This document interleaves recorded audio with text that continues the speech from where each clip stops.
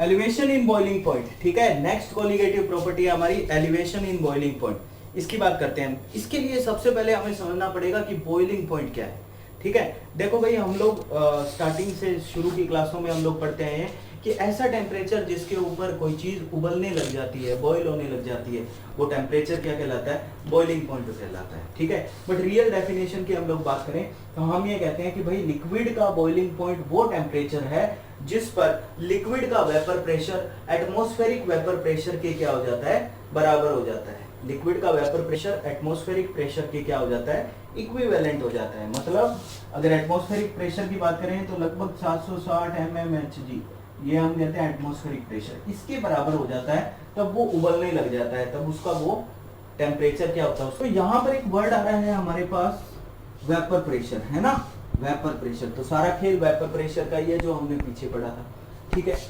हम कहते हैं कि भैया ये वेपर प्रेशर कैसे रिलेट कर रहा है? हम कहते हैं कि भाई एक मैंने प्योर क्या लिया? सॉल्वेंट लिया, इसके लिए मेरे पास क्या हो जाएगा? P0, ठीक है। अब ये वेपर ज्यादा क्रिएट करेगा, ज्यादा वेपर क्रिएट करेगा, तो इसका मतलब एटमॉस्फेरिक प्रेशर तक वेपर प्रेशर जाने में क्या लगेगा? टेम्परेचर कम लगेगा। टेम्परेचर देंगे हम लोग और ये क्या करेगा? वेपर क्लियर करके वेपर प्रेशर को एटमॉस्फेरिक वेपर प्रेशर के बराबर कर देगा, एटमॉस्फेरिक प्रेशर के इक्वल ले जाएगा, ठीक है। तो कम हो गया। हम कहते हैं कि अगर मैंने इसके अंदर क्या कर दिया? नॉन वोलेटाइल सोल्यूट डाल दिया। क्या डाल दिया? वही नॉन वोलेटाइल सोल्यूट, ठीक है। अब क्या हो गया? ये नॉन वोलेटाइल सोल्यूट जो है ये डाल दिया हमने। अब ये डालने के बाद में क्या होगा? वेपर प्रेशर जितना एग्जर्ट होना चाहिए उतना वेपर प्रेशर सॉल्यूशन एग्जर्ट नहीं कर पाएगा। वेपर प्रेशर एग्जर्ट नहीं करेगा तो हमें टेम्परेचर बढ़ाना पड़ेगा। टेम्परेचर बढ़ाना पड़ेगा तब जाके वो एटमॉस्फेरिक प्रेशर के बराबर वेपर प्रेशर एग्जर्ट करेगा और बॉईल होने लगेगा। तो इसका मतलब वेपर प्रेशर का ही सारा खेल है, ठीक है। ये हो गया हमारे लिए क्या? पीएस, ठीक है। अब हम ये कहें कि भाई इसका, अगर मैं ये कहता हूं कि इसका जो बॉइलिंग पॉइंट है उसको मैं T0 से शो करता हूं, तो इसके बॉइलिंग पॉइंट को मैं किससे शो कर सकता हूं? TS से। किससे? TS से, है ना। बॉइलिंग पॉइंट ऑफ सॉल्यूशन, और ये हो गया boiling point of pure solvent, ठीक है। अब मुझे क्या निकालना है? मुझे एलिवेशन निकालना है, मतलब बढ़ रहा है जब सॉल्यूशन जो है उसका वेपर प्रेशर कह लो या उसका बॉइलिंग पॉइंट कह लो, वो क्या हो रहा है? वेपर प्रेशर तो नहीं बढ़ रहा, बॉइलिंग पॉइंट बढ़ रहा है, ठीक है। तो मैं ये कहता हूं कि मैं इसको एलिवेशन इन बॉइलिंग पॉइंट को डिनोट करता हूं डेल्टा टीबी से। किससे? डेल्टा टीबी से। तो मेरे पास यहां पर क्या आएगा? Delta TB is equal to T0। T0 क्या है? कम है ना। तो ज्यादा में से कम को घटाते हैं तो TS माइनस T0 करेंगे, TS माइनस T0 करेंगे। अब हम ये कहते हैं कि भाई ये एलिवेशन हो क्यों रहा है? किसकी वजह से हो रहा है? एलिवेशन हो रहा है सोल्यूट की वजह से। किसकी वजह से? सोल्यूट की वजह से। जो नॉन वोलेटाइल सोल्यूट आपने डाला है उसकी वजह से एलिवेशन आ रहा है, ठीक है। तो हम ये कहते हैं कि ये जो डेल्टा टीबी है, मतलब हम कहते हैं elevation in boiling point, elevation in boiling point is directly proportional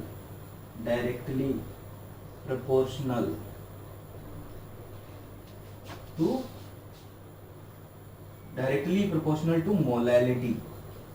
molality के डायरेक्टली प्रोपोर्शनल होगा, ठीक है।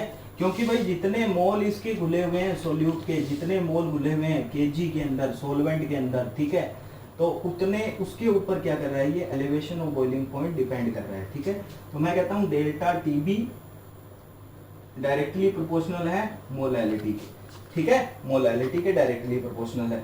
अब हम ये कहते हैं कि भाई ये मोलैलिटी जो है, अब ये जो डायरेक्टली प्रोपोर्शनल का साइन है, ये अगर मैं हटाऊंगा, ठीक है, तो मेरे पास कांस्टेंट आएगा। यही करते आए हैं हम लोग, ठीक है। और वो कांस्टेंट होगा हमारा क्या? Kb। Kb क्या है? Molal elevation constant, molal elevation constant, ठीक है। तो ये आ गया हमारे पास delta Tb is equal to क्या आ गया हमारे पास? Kbm आ गया, ठीक है। अब अगर मैं Kb की बात करूं, देखो अगर मैं कहता हूं कि किसी सॉल्यूशन की मोलैलिटी 1 है, किसी सॉल्यूशन की मोलैलिटी क्या है? 1 है, तो इसका मतलब जो एलिवेशन इन बॉइलिंग पॉइंट है वो किसके बराबर हो जाएगा, मोलर एलिवेशन कांस्टेंट के बराबर हो जाएगा, मतलब delta TB is equal to हो जाएगा केबी, है ना, ये इसकी डेफिनेशन हो जाएगी। ठीक है, if the molarity of a solution is 1 then the elevation in boiling point is equals to molar elevation constant. ठीक है, अब इसकी यूनिट की बात करूं मैं, ठीक है, यूनिट की बात करूं तो मैं ये कहता हूं कि K B is equal to delta T B by M, ये कर सकता हूं मैं, है ना। और डेल्टा टीबी क्या है, elevation in boiling point, temperature का खेल है। ठीक है, तो टेम्परेचर को तो हम लोग केल्विन में या डिग्री सेल्सियस में नापते हैं। और मोलैलिटी की क्या होती है, मोलैलिटी होती है मोल पर केजी, है ना, मोल केजी इनवर्स, मोल केजी इनवर्स। अब इसकी यूनिट क्या बनती है हमारे पास, केबी की यूनिट हमारे पास बनती है केल्विन। ठीक है, केजी अब ऊपर चला गया, केजी ऊपर चला गया तो केजी और मोल इनवर्स, ये इसकी यूनिट है। ठीक है, केबी की यूनिट है, मोलर एलिवेशन कांस्टेंट की यूनिट बनती है। अब देखो इस फॉर्मूले को अगर अपने को बढ़ाना है, ठीक है, इस फॉर्मूले को अपने को बढ़ाना है तो हम बढ़ा सकते हैं कैसे, कि हम मोलैलिटी का फॉर्मूला इसमें डाल दें। मोलैलिटी का फॉर्मूला आपको बताया था कि नंबर ऑफ मोल्स अपॉन में mass of solvent in KG. ठीक है, अगर इसको और बढ़ाएं तो अगर मैं इसको ग्राम में लेता हूँ, मास ऑफ सॉल्वेंट को ग्राम में लेता हूँ तो 1000 का क्या कर देंगे, मल्टीप्लाई कर देंगे ऊपर। ठीक है, तो हम फॉर्मूला बनाते हैं और नंबर ऑफ मोल्स का फॉर्मूला हमने पढ़ा है WA upon MA into WB solvent के लिए ग्राम में इंटू 1000, ये है हमारे पास मोलैलिटी का फॉर्मूला। अब अगर ये मोलैलिटी का फॉर्मूला मैं पुट कर देता हूँ यहाँ पर, तो मेरे पास फॉर्मूला बनता है delta TB is equal to WA into 1000 upon MA into WB gram में। और क्या करना है, सिर्फ यहाँ पर मुझे जो है KB का मल्टीप्लाई और कर देना है। ये हो गया मेरे पास फाइनल फॉर्मूला डेल्टा TB के लिए। ठीक है, अब यहाँ पर कई चीजें पूछते हैं, कई बार क्या MA पूछ लेते हैं यहाँ पर।